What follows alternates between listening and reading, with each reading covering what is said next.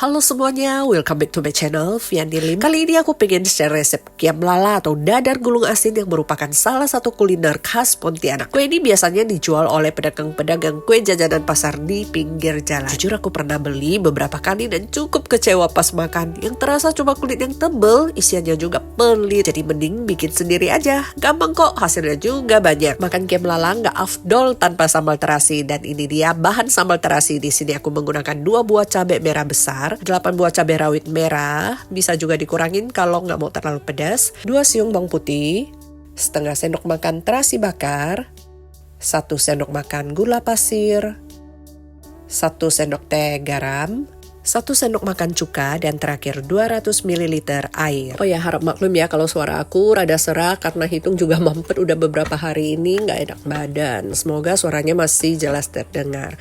Oke, ini kita masukkan cabai besar, cabai rawit, bawang putih, terasi, dan 150 ml air. Sisanya 50 ml nanti akan kita pakai untuk membilas wadah blender. Dan seperti biasa, buat kalian yang belum subscribe channel ini, yuk kalian subscribe dulu ya. Jangan lupa aktifkan lonceng notifikasi biar kalian bisa selalu update setiap kali aku upload video terbaru. Nah, kalau udah halus, sekarang kita tuang langsung ke dalam panci. Bilas wadah blender dengan sisa 50 ml air tadi. Masukkan juga gula dan garam. Lalu ini kita masak dengan api sedang sampai mendidih. Setelah mendidih, kecilkan api kompor dan biarkan dimasak lagi selama sekitar 2-3 menit lagi. Baru masukkan cuka. Aduk sebentar aja, setelah itu matikan api kompor. Kemudian ini kita saring dari ampasnya.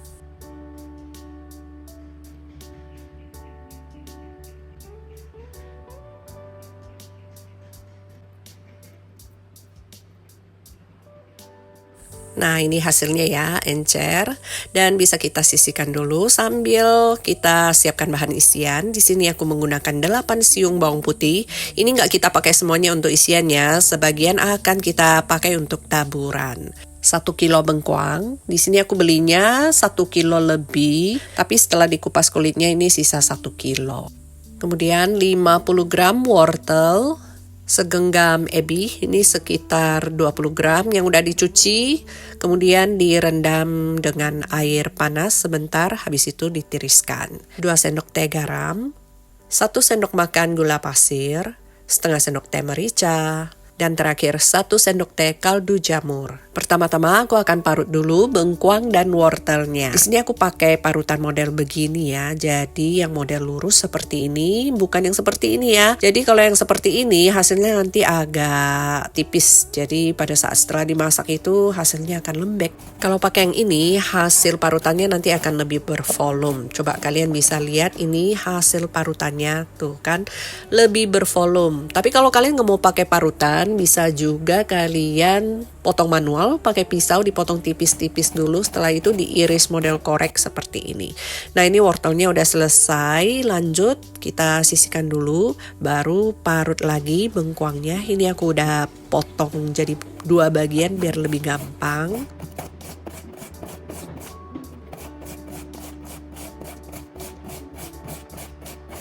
Nah, ini bengkuang dan wortelnya udah selesai diparut. Dan ini bawang putihnya juga udah aku cincang halus ya. Dan untuk ebinya kita cincang kasar seperti ini. Lanjut siapkan wajan. Tuang minyak secukupnya. Kita akan menggoreng bawang putih sampai golden brown. Gunakan api kecil aja ya biar nggak cepat gosong.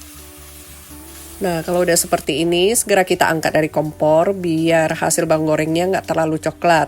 Karena kalau terlalu coklat itu nanti rasa bawang gorengnya akan jadi pahit. Jadi di sini aku tiriskan bawang gorengnya ya, minyaknya terpisah dengan bawang gorengnya. Karena nanti untuk taburannya aku nggak pakai minyaknya, aku hanya pakai bawang gorengnya aja. Nah, sekarang masukkan sekitar 2 sendok teh tapi menggunung ya, seperti ini, campur dengan minyak bawangnya tadi. Nah, yang bawang goreng beserta minyaknya ini akan kita pakai untuk membuat bahan isiannya. Sekarang siapkan wajan, panaskan minyak secukupnya. Masukkan ebi. Ini kita tumis sampai wangi dan berbuih banyak ya. Ini karena kurang minyaknya, aku tambahin sedikit lagi. Nah, ditumis sampai banyak buihnya seperti ini, baru masukkan bengkuang serta wortelnya. Kelihatan banyak ya, tapi nanti setelah dimasak ini akan makin layu dan mencut ya, sisa dikit. Oke, ini kita aduk sebentar.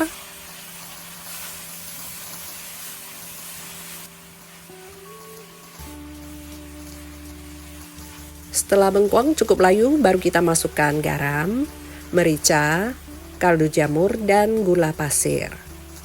Aduk sampai tercampur rata dan bengkuang layu. Ingat ya, di sini kita tidak menggunakan air sama sekali. Jadi kita tumis kering aja. Karena bengkuangnya sendiri itu bisa mengeluarkan air. Jadi jangan sekali-sekali kalian tambahin air ya, nanti makin becek tuh bengkuangnya.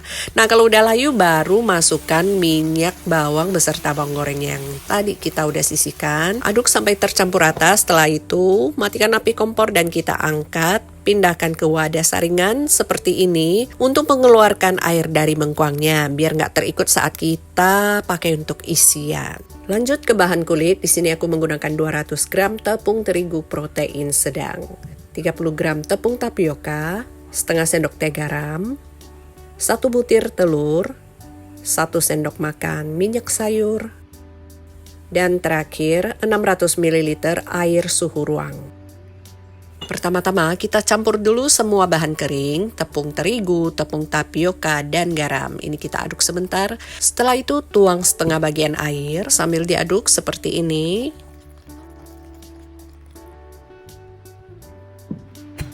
Masukkan telur.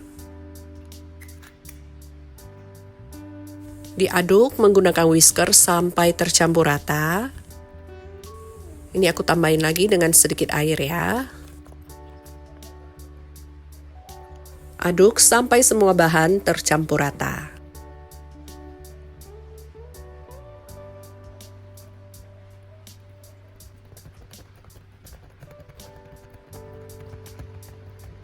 Kalau udah nggak nampak lagi tepung yang menggerindil, sekarang baru kita masukkan semua sisa airnya. Aduk sampai tercampur rata. Dan terakhir, masukkan minyak sayur. Diaduk cepat sampai minyaknya tercampur rata, jadi nggak ada nampak minyak lagi yang mengambang di atas, oke? Nah, kalau udah, ini kita saring untuk memastikan nggak ada lagi tepung yang menggumpal. Sambil diaduk-aduk seperti ini.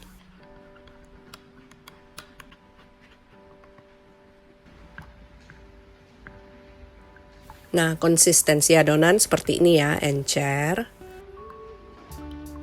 Sekarang siapkan wajan anti lengket, nyalakan api kompor dan atur api kecil ya, api kecil sekali. Panaskan wajan cukup sampai hangat aja ya. Ini aku tes dengan menyentuhkan jari ke wajannya, hati-hati jangan terlalu panas ya wajannya.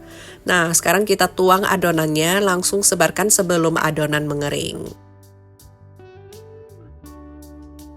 Tunggu sampai pinggirannya kering dan mengelupas sendiri seperti ini, dan kalau digerak-gerakkan itu dia udah lepas ya. Langsung angkat dari kompor dan kita letakkan dulu di atas alas kerja. Nah, jika kalian menghendaki kulit yang berpori, tuang adonannya di saat wajan sudah panas ya. Seperti ini ada bunyinya saat kalian tuang adonannya. Nanti akan aku tunjukkan perbedaannya di akhir video. Nah, ini bisa langsung kita bikin, masukkan bahan isian, kemudian kita lipat aja seperti ini. Untuk pinggirannya yang kering, ini aku buang. Setelah itu ini kita tutup. Udah selesai. Tuh seperti ini ya hasilnya. Dan ini udah bisa langsung kita santap, dan pastinya harus kita toppingin dulu nih dengan bawang putih goreng biar tambah wangi. Nah, ini dia perbedaan kulit dadar yang kita tuang adonannya di saat wajan panas. Ini lebih berpori ya, seperti ini. Dan yang kalau sebelahnya ini yang lebih mulus, itu kita tuang adonannya di saat wajannya hangat, nggak panas. Bebas aja ya, sesuai selera kalian pengen yang berpori atau yang mulus. Oke, sekarang kita tuang sambal terasinya yang banyak biar makin enak. Tuh, ini kulitnya lembut dan gak tebel, jadi kita gak cuma makan kulitnya yang tebel. Isiannya juga banyak, jadi lebih puas makannya. Jangan lupa di recook ya. Buat kalian yang suka resep di video ini, silahkan like, comment, and share. Jangan lupa di subscribe dan tekan lonceng ya, biar kalian bisa selalu update setiap kali aku upload video terbaru. Thank you.